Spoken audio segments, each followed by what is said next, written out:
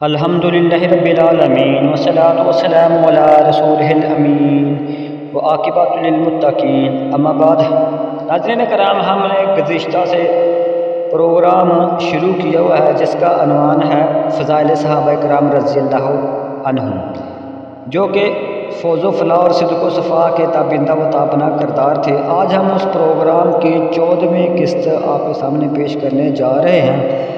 آج کا جو ہمارا پروگرام ہے وہ ہے حضرت خبیب بن عدی رضی اللہ عنہ کے فضائل کہ حضرت خبیب بن عدی رضی اللہ عنہ جو مشہور و معروف کبائر صحابہ میں سے ہیں اور یہ بدر و احد میں شریک ہوئے، تو آج ہم آپ کے سامنے ان کی جو فضائل ہیں وہ پیش کریں گے۔ اس سے پہلے ہم نے سیدنا سلمان فارسی رضی اللہ عنہ کے فضائل آپ کے سامنے 2 اقساط میں پیش کیے ہیں، یقیناً آپ کو پسند آئے ہوں گے۔ تو آپ نے ان پروگرام کو بھی دیکھا اور سنا اور اپنی رائے سے بھی ہمیں آگاہ کیا، اس کے لیے ہم آپ کے شکر گزار ہیں۔ آج ہم آپ کے سامنے مختصر اتنا کہ 2 حرفوں سے بنتا ہے دل اور طویل اطلاع کا سارے جہاں کا درد اس میں ہے کہ حضرت خبیب رضی اللہ عنہ کو کس طرح مشرکین مکہ نے بے دردی سے قتل کیا۔ تو اس کی تفصیل کچھ یوں ہے۔ حضرت خبیب بن عدی رضی اللہ عنہ کو حق و باطل کے اولین عظیم الشان معرکہ بدر میں شرکت کا شرف حاصل ہے۔ غزوہ بدر میں حضرت خبیب رضی اللہ عنہ نے قریشی سردار حارث بن عامر کو جہنم حاصل کیا۔ حضرت ابو ہریرہ رضی اللہ عنہ کہتے ہیں کہ قبیلہ بنو لحیان کے مشرک حضرت خبیب رضی اللہ عنہ اور حضرت زید بن دشنہ رضی اللہ عنہ کو اپنے ساتھ مکہ لے گئے اور دونوں کو مکہ میں بھیج دیا۔ یہ واقعہ غزوہ بدر کے بعد کا ہے۔ حضرت خبیب رضی اللہ عنہ کو حارث بن عامر بن نوافل کے بیٹوں نے خرید لیا، کیونکہ غزوہ بدر میں حضرت خبیب نے حارث بن عامر کو قتل کیا تھا۔ بنو حارث اپنے باپ کے بدلہ میں حضرت خبیب رضی اللہ عنہ کو قتل کرنا چاہتے تھے۔ اسے بخاری نے روایت کیا ہے۔ حضرت خبیب بن عدی رضی اللہ عنہ کو غزوہ احد میں بھی شرکت کا شرف حاصل رہا۔ امام جوزی رحمہ اللہ فرماتے ہیں کہ حضرت خبیب بن عدی رضی اللہ عنہ غزوہ احد میں نبی کریم صلی اللہ علیہ وسلم کے ساتھ شریک ہوئے۔ حضرت خبیب اس دستہ میں بھی شامل تھے جسے رسول اللہ صلی اللہ علیہ وسلم نے بنو لحیان کی طرف بھیجا۔ انہوں نے حضرت خبیب بن عدی رضی اللہ عنہ اور حضرت زید بن دشنہ رضی اللہ عنہ کو قید کر لیا اور قریش کے ہاتھ فروخت کر دیا، جنہوں نے دونوں کو مکہ کے قریب تانیم کے مقام پر پھانسی دے کر قتل کر دیا۔ اس کا ذکر صفوۃ الصفوت میں ہے۔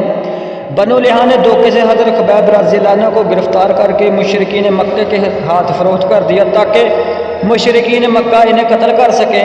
حضرت ابو ہریرہ رضی اللہ عنہ کہتے ہیں کہ نبی کریم صلی اللہ علیہ وسلم نے ایک جاسوسی دستہ روانہ فرمایا جس کے امیر حضرت عاصم بن ثابت رضی اللہ عنہ مقرر ہوئے۔ جب یہ دستہ اصفان اور مکہ کے درمیان پہنچے تو حزیل قبیلہ کے کسی آدمی نے بنو لحیان کو خبر کر دی۔ بنو لحیان نے ان کا تعقب کیا حتیٰ کہ انہیں جا لیا، یعنی پکڑ لیا۔ حضرت عاصم رضی اللہ عنہ اور ان کے ساتھی گر گئے تو ایک ٹیلہ پر چڑھ کر پناہ لی۔ بنو لحیان کے لوگوں نے انہیں گھیرے میں لے لیا اور کہنے لگے، ہم تمہارے ساتھ پکا وعدہ کرتے ہیں کہ اگر تم نیچے آ جاؤ گے تو ہم تم میں سے کسی کو قتل نہیں کریں گے۔ حضرت عاصم رضی اللہ عنہ فرمانے لگے، میں تو کافر کی پناہ میں نہیں اتروں گا، اور اللہ سے دعا فرمائی، یا اللہ اپنے نبی کو ہمارے حال کی خبر فرما دینا۔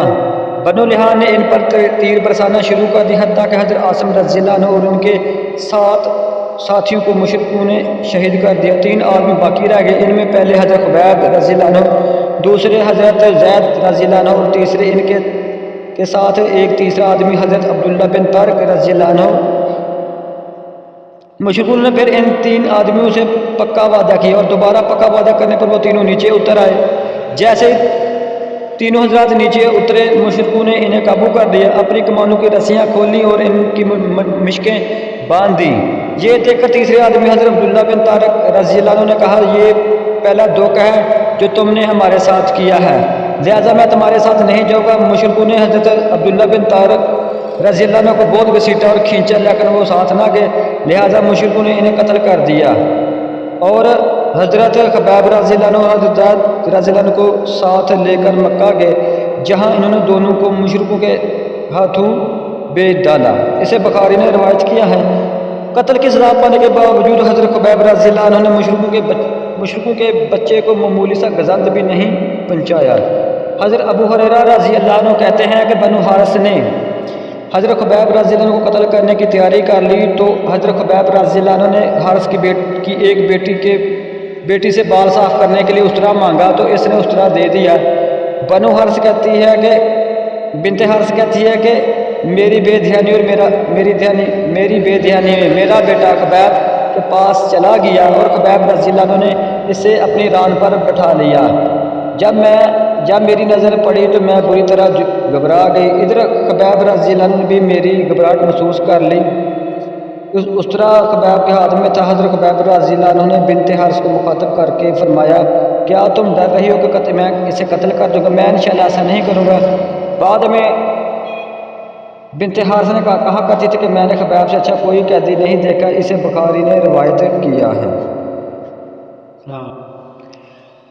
دوران اسیری اللہ تعالیٰ نے حضرت خبیب رضی اللہ عنہ کی انگوروں سے میزبانی کی۔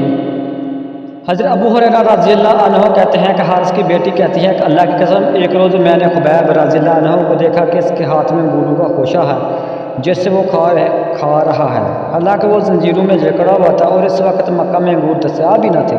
بنت حارث کہا کرتی تھی یہ تو ایسا رزق تھا جو اللہ تعالیٰ نے خبیب رضی اللہ عنہ کو دیا۔ اسے بخاری نے روایت کیا ہے۔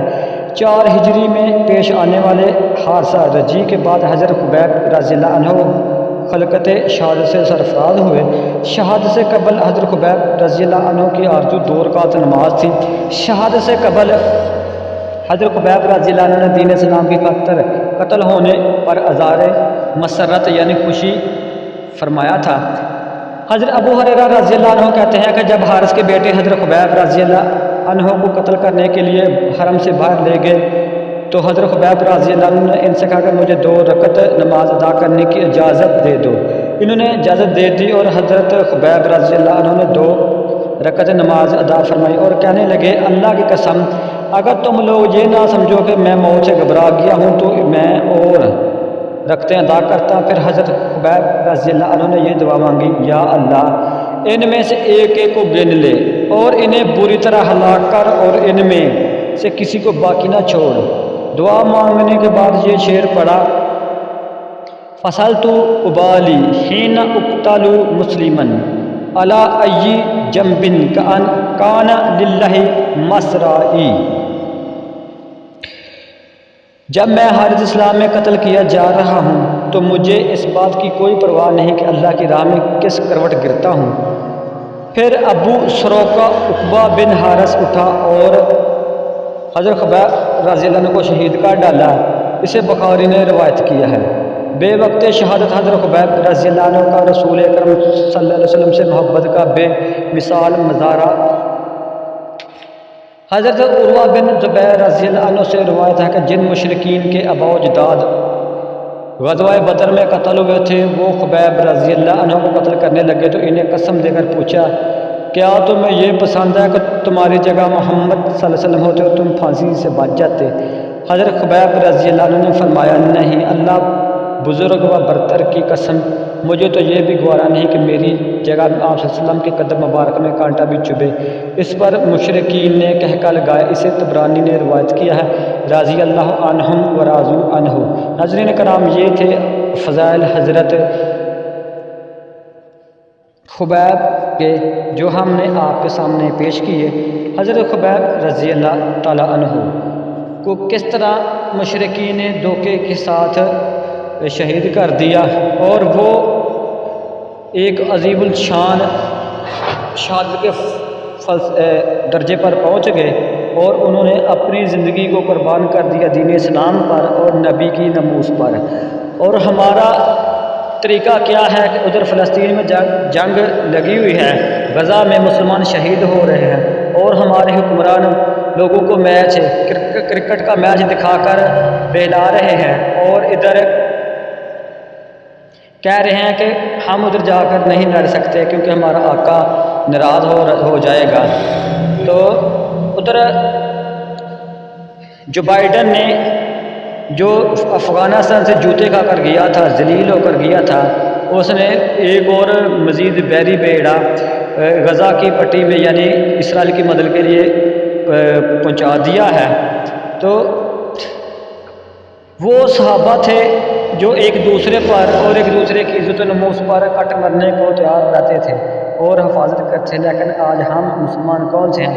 ہم ایک دوسرے کو دھوکہ دیتے ہیں، ایک دوسرے کے ساتھ ہی اہانت آمیز رویہ اختیار کرتے ہیں۔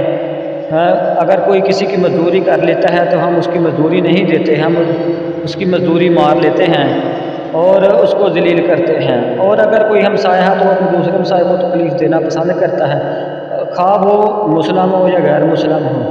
اور ہمارے حالات و واقعات اس قدر بگڑ چکے ہیں کہ اب ہمیں تو کسی نبی صلی اللہ علیہ وسلم نے یا کسی پیغمبر نے تو آنا نہیں، کیونکہ لا نبی بعد، نبی اکرم صلی اللہ علیہ وسلم نے فرمایا کہ میرے بعد کوئی نبی نہیں ہے۔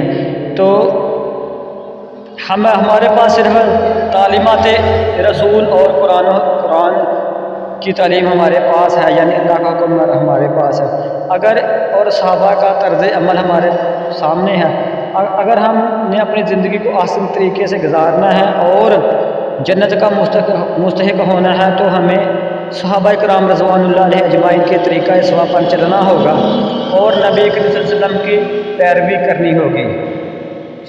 اگر ہم نبی صلی اللہ علیہ وسلم اور کے صحابہ کرام رضوان اللہ علیہ اجمعین کے طریقہ کو چھوڑ دیں گے تو ہم کس طرح کے مسلمان رہ جائیں گے؟